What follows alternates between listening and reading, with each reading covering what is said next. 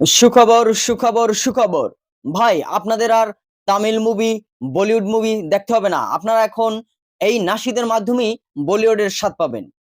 কি আমি এই কথা বলছি কেন? বলার কারণ আছে। ভাই আমরা বর্তমান জেনারেশন আমরা এখন আর ওই নাচ গান খুব একটা দেখি না। আমরা নাশিদ বর্তমানে যে নাশিদগুলা, সেই নাশিদগুলা আমরা শুনি। এই নাশিদগুলা করতে, করতে তারা এমন একটা পর্যায়ে গেছে যে আপনি যদি এটা দেখেন আসলে আপনার মাথা ঘুরে যাবে। আবু ওবায়দা ভাইয়ের যে নাশিদগুলা আমরা শুনি, খুবই ভালো লাগে। খুব সুন্দরই নাশিদগুলা গায়। তো আমি তার একজন ফ্যান ছিলাম। তো এর আগেও তারা খুব কয়েকটা নাশিদ গাইছে। তখন বাদ্যযন্ত্রের কিছু আলামত ছিল এখানে। তো আপনারা দেখেন এই যে উপরের ছবি, তারা বলিউড স্টাইলে নাশিদের এডিটিং গুলো করছে এবং শুধু এডিটিং না, আপনার পিছনে দেখেন তারা মেয়ে নিয়া নাশিদ করতেছে।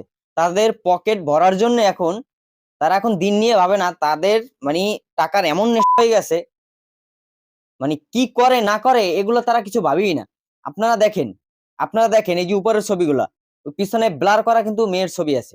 আচ্ছা ওটা নাইলে আমরা নাইলে দেখলাম না ব্লার করা। তাদের নিয়ে তো কাজ করতে হইছে। আবু বায়দা ভাইয়ের মতো একজন মানুষ, সে যদি এই ধরনের মেয়ে নিয়ে নাশিদ বানায়, তা হারাম জিনিসটাকে তারা হালাল বানানোর চেষ্টা করছে। আপনারা এই ধরনের নাশিদ থেকে বিরত থাকুন। তারা আসলে এই দিনকে ধ্বংস করার জন্য এগুলো করতেছে।